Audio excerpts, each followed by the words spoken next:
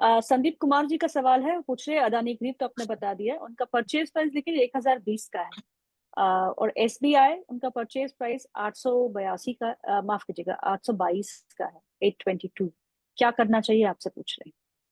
देखिए, अदानी ग्रीन तो अगर आप इन्वेस्टर हैं या ट्रेडर हैं, दोनों को इस समय अदानी ग्रीन एटीजीएल बाय करके रखना चाहिए। मोमेंटम ऑलमोस्ट बनने ही वाला है, इस हफ्ते बने अगले हफ्ते बने, बट मोमेंटम यहाँ से बनने की पूरी पूरी पॉसिबिलिटी और प्रोबेबिलिटी बन गई है। आप बात करें एसबीआई की, आ, बहुत अच्छा नहीं लग रहा है। मैं पीएसयू बैंक के फेवर में वैसे भी नहीं रहता हूँ, हालांकि हम्म। पीएसयू बैंकिंग इंडेक्स में एक ब्रेकआउट जरूर बना है, चल सकता है, but I am not a very big fan PSU stocks का। कभी कभार चलते हैं और उसके बाद अटक जाते हैं, तो I am not a buyer here in SBI. मैं रादर हम्म। इंडसइंड बैंक या एक्सिस बैंक खरीदना ज्यादा पसंद करूंगा, बट अगर आप ले ही रहे हैं, 860 हम्म। तक का टारगेट मिल सकता है। हम्म। अंशु, मुझे पता है कि आपको पीएसयू स्पेस बिल्कुल पसंद नहीं है, लेकिन कभी कभी ऐसा होता है आपके साथ भी कि आपको फोमो हो रहा हो कि ओहो, मैं तो ये तो चलने लगे हैं सारे स्टॉक्स और मैं मिस आउट कर गया। इसलिए मेरे को फोमो नहीं होता है कि मेरे पास बड़ी वॉच लिस्ट है, स्टॉक्स चलते ही हैं, तो मेरे को कुछ ना कुछ मिल ही जाता है ट्रेड करने के अच्छा। लिए या हम्म। बाई कॉल्स देने के लिए। तो हम्म। मेरे को ऐसा नहीं कि पीएसयू बैंक्स पसंद नहीं है हम्म। ट्रेडर के प्रोस्पेक्टिव से, क्योंकि मैं ट्रेडर हूं, मुझे मोमेंटम चाहिए होता है। अगर स्टॉक में हम्म। मोमेंटम नहीं है, वो हम्म। फंडामेंटली कितना भी अच्छा हो, कितनी भी अच्छी स्टोरी हो, अगर मेरे को हम्म। फटाफट मोमेंटम नहीं मिलता, मेरी हम्म। कैपिटल चर्न नहीं हो रही, तो मेरे लिए वो खराब है। अगर हम्म। आपको बुखार है तो ही आप पैरासीटामोल खाएंगे, भले हम्म। पैरासीटामोल कितना भी अच्छा हो, रोज नहीं खाएंगे ना। तो उसी हिसाब हम्म। से मैं ट्रेडर हूँ, इनमें मोमेंटम नहीं रहता है, मेरे को नहीं पसंद आते हैं। जिनमें मोमेंटम है वो उसका फंडामेंटल भले खराब हो, चार्ट हम्म। पैटर्न बहुत अच्छा है, मैं प्ले कर जाऊंगा। हम्म। स्वराज जी का सवाल है, और सवाल है आवास फाइनेंस पे। 400 शेयर है उनके पास, 1800 रुपए में लिए हैं। Please guide for targets, sell करूं या फिर खरीद, एवरेज करूं। देखिए, आवास फाइनेंशियल में 528 दिन या 111 हफ्ते का बेस ब्रेकआउट आया था 2030 पे। अगले ही हफ्ते वर्टिकली फेल कर दिया है। लॉन्ग लिक्विडेशन का पहला ही टारगेट 1630 है, जो प्रोबेबली यहाँ से एक दो महीने में टेस्ट हो जाएगा। 1630 अगर नहीं प्रोटेक्ट हुआ तो 1450 तक आ जाएगा। I would hmm. सजेस्ट आप इससे निकल जाइए और आप टाटा हम्म। केमिकल में पैसा डाल दीजिए। जब तक ये डाउन साइड अपने टारगेट 1450 वाले कंप्लीट करेगा, तब तक टाटा केमिकल आपको 1050-1100 रुपए तक का टारगेट दे चुका रहेगा, तो बेटर है यहाँ से कन्वर्ट करके वहां चले जाइए। हम्म। हम्म। अगला सवाल जो है वो, हम्म, बहुत सारे सवाल है। अगला सवाल जो है वो है सुनंदा शर्मा जी का, और ये सवाल है जोडियक एनर्जी पे। जोडियक एनर्जी में क्या करें। 528 की प्राइस का उन्होंने खरीद लिया। जोडिएक में बाय करनी। जोडिएक एनर्जी में स्टैंडर्ड डिस्क्लेमर, हमारे क्लाइंट्स लॉन्ग हो सकते हैं, हमने बाय कॉल दिया था। ओके। 50% ऑलरेडी प्रॉफिट बुक हो चुका है। 30 मई को इसमें ब्रेकआउट आया था। उसके बाद 2 दिन से कंसोलिडेशन में है, हल्का सा करेक्शन ले रहा है, बट इवेंचुअली जब तक ये स्टॉक 487 प्रोटेक्टेड है, मैं मान के चल रहा हूँ कि 640 रुपए का टारगेट मिलना चाहिए। ओके। दिलीप कुमार जी का सवाल है, दीपल दीपल कुमार जी का सवाल है। वो पूछ रहे हैं अंशुल सर, जेएसडब्ल्यू इंफ्रा का पहला टारगेट कब आएगा। देखिए, इसमें समय लगेगा। अगर आप मोमेंटम जी। खो जाए तो तुरंत एग्जिट कर लीजिए, आप फ्रस्ट्रेटेड रहेंगे। पहले हम्म। ये 276 पे बाइंग की अपॉर्चुनिटी देगा। अभी भी इंस्टीट्यूशन एक्यूमुलेशन कंप्लीट नहीं दिख रही है, और जो तो हम्म। 2.5% हिस्सा अभी भी मैनेजमेंट के पास रखा हुआ है, जो मजबूरी में उनको बेचना पड़ेगा सेबी नियम को कंप्लीट करने के हम्म। लिए। तो जैसे ही हम्म। मैनेजमेंट की या प्रमोटर की होल्डिंग पचहत्तर हम्म। परसेंट के नीचे आई, इंस्टीट्यूशन की एक्यूमुलेशन कंप्लीट हुई, ये तीन सौ हम्म। साठ रुपए के लिए फटाफट चल देगा। तो जब हम्म। चलेगा, 8 से 10 हफ्ते में अपना टारगेट कंप्लीट करेगा, बट 8 से 10 हफ्ते अगले हफ्ते शुरू होंगे या 3 महीने बाद शुरू होंगे, ये कहना मुश्किल है। Overhead okay. सप्लाई जब तक ये प्रमोटर वाली खत्म नहीं होती है, थोड़ा सा स्लो रहेगा। इसलिए मैं बार बार बोल रहा हूँ, इन्वेस्टमेंट का काउंटर है, डबल से ज्यादा हो जाएगा, बट पेशेंस वालों के लिए। मेरे पास पेशेंस नहीं है, इसलिए मैंने स्टॉक को नहीं लिया। मैं मोमेंटम प्ले में जाता हूँ। बिल्कुल सही। एक और सवाल है, नाम नहीं, एक ही ऐसे उन्होंने अपना लिखा है हैंडल, आई डोंट नो नाम क्या है उनका। अदानी ग्रीप तो सर मेरे पास है, और कोई ऐसा कोई नया मोमेंटम स्टॉक बता दीजिए प्लीज। तो ये टाटा केमिकल 2 बार हमने 760 860 पे लेके 905 पे पहली 903 पे पहली बार बेचा था, आज 910 रुपए पे बेचा है। डिप पे वापस मिल जाएगा 20 रुपए नीचे, तो वापस ले लेंगे। ऊपर में 918 रुपए का टारगेट दिख रहा है और फिर 990 का दिख रहा है। तो मैं टाटा केमिकल क्लाइंट्स को इसी तरह प्ले करा रहा हूँ कि मिल रहा है 30 रुपए 40 रुपए तो बुक कीजिए, फिर 20 रुपए नीचे मिल जाएगा। तो आज 910 में हमने बुक कराया है, वापस से कहीं भी 890 मिलता है तो हम लॉन्ग कर लेंगे। ऊपर 918.50 990 जा रहा है, आप भी स्टॉक को ले सकते हैं।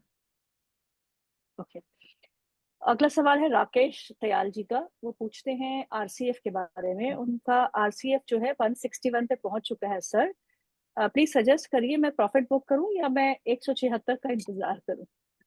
आधे पे प्रॉफिट बुक कीजिए, आधे पे प्रॉफिट बुक करके कैश पे आइए, बाकी आधे को 176 के लिए वेट कीजिए। आप जिस आधे में प्रॉफिट बुक कर ली है और कैश आ गया है, उस आधे पैसे का दीपक फर्टिलाइजर लीजिए। दीपक फर्टिलाइजर 6 महीने के लिए अगर रखते हैं तो 17,500 1800 तक का टारगेट बहुत आराम से मिलेगा।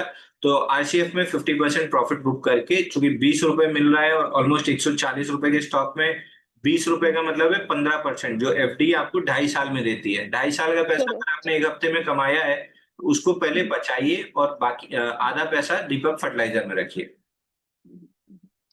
निमाना का सवाल है टाइम टेक्नो प्लस पे। हम सर बात कर चुके हैं, आप प्लीज इसकी रिकॉर्डिंग देखिएगा शो की, सर का जो व्यू है वो आपको पता चल जाएगा। स्वप्ना रेड्डी का सवाल है, ट्रांस रेल आईपीओ में उनको मिले हैं 432 के भाव पे। आपसे जानना चाहते हैं क्या वो होल्ड रखे या बेच के निकल जाए?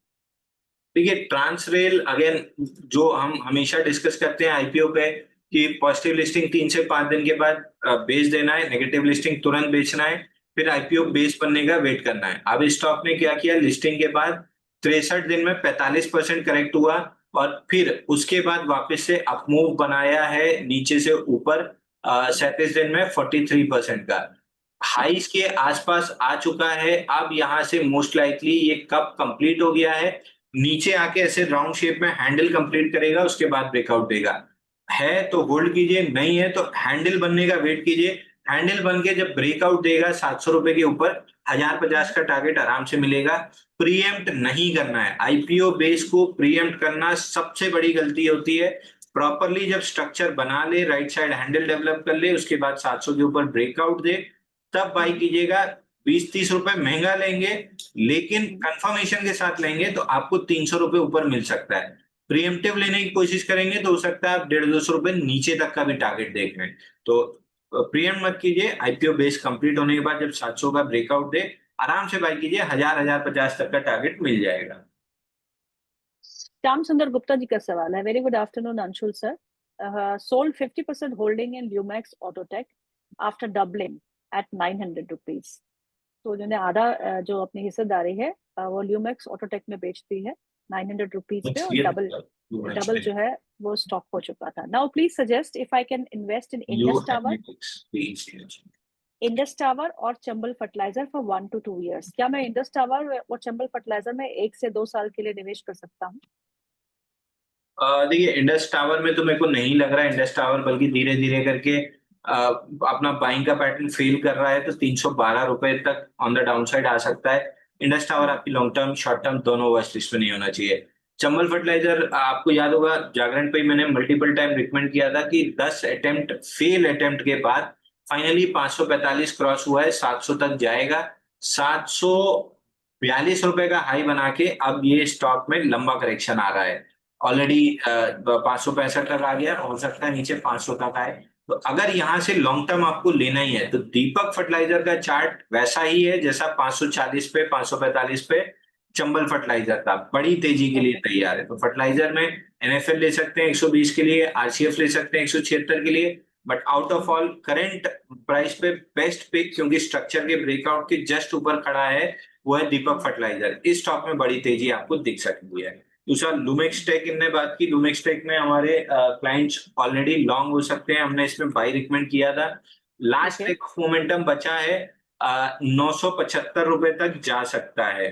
तो Okay. लुमेक्स टेक अगर जो 50% आपके पास है, उसको आप 975 पे प्रॉफिट बुक करके निकल सकते हैं। वर्टिकल मूव हो गया है, या तो कंसोलिडेट करेगा, नहीं प्रॉफिट बुकिंग आई तो वर्टिकली नीचे भी आ जाएगा। 975 पे बुक कर लेंगे तो ज्यादा बेटर रहेगा। Okay. अभिषेक झा जी का सवाल है, वो पूछ रहे हैं ओएनजीसी के बारे में। ओएनजीसी इनकी quantity 118 shares at the rate of 312 rupees. Should I hold और switch to JSW infra, Tata power current rate पे? Please suggest. अगर आपका नजरिया 2-3 साल का है तो जेएसडब्ल्यू इंफ्रा में आपको तुरंत शिफ्ट कर जाना चाहिए, क्योंकि अगले 4-6 महीने में ओएनजीसी हाई लाइकली है कि 211 एंड बिलो के प्राइजेस दिखा देगा। और मैं टाइमिंग नहीं करना चाह रहा हूँ जेएसडब्ल्यू इंफ्रा में, क्योंकि जिसने भी टाइमिंग करने की कोशिश की आज आपको आरसीएफ एनएफएल 5-5% ऊपर मिले होंगे। तो टाइमिंग मत कीजिए, लेके थोड़ा सा रखिए। 5 दिन 7 दिन लगाया आरसीएफ ने चलने में, लेकिन उसके बाद जब चला तो एक दिन ही में 10% चला। तो जेएसडब्ल्यू इंफ्रा भी टाइमिंग मत कीजिए, लेके छोड़ना स्टार्ट कीजिए। जिस भी दिन मोमेंटम बना बढ़िया तेजी से 360 रुपए जाएगा।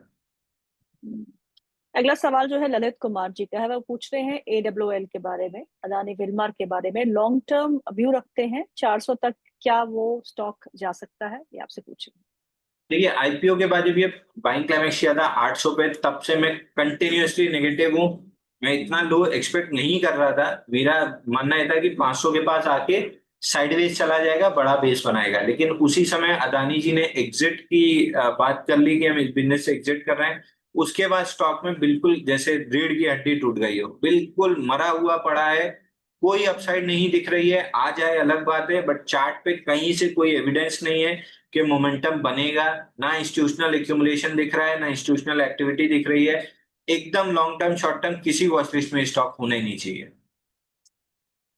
ओके, अगला सवाल है मॉइल पे। मॉइल की खरीदारी 410 रुपए पे की थी, 230 शेयर है। कुछ दिन पहले ये 389 तक गया था सर, बट फिर नीचे आ गया है। मुझे बताइए मुझे क्या करना है। 3 से 4 दिन देखिए, अगर ये स्टॉक 375 के ऊपर नहीं आया, लॉस बुक करिए, एग्जिट कीजिए, टाटा केमिकल में, अदानी ग्रीन, एटीजीएल में कन्वर्ट कर लीजिए। ओके, आशीष पाल जी का सवाल है मोतीलाल ओसवाल फाइनेंस पे। उनकी खरीदारी 815 रुपए की है। टारगेट और स्टॉप लॉस मांग रहे हैं आपसे। देखिए मोतीलाल ओसवाल और एंजल वन दोनों हमने रेकमेंड साथ में किया था 2500 रुपए पे। एंजल वन उसने फटाफट 3000 का टारगेट कर लिया। ये मोतीलाल ओसवाल 696 पे रिकमेंड किया था, 862 का टारगेट था। ये अब स्टॉक पिछले 2 हफ्ते से थका हुआ लग रहा है, तो करेगा टारगेट 862 का, लेकिन धीरे धीरे करेगा।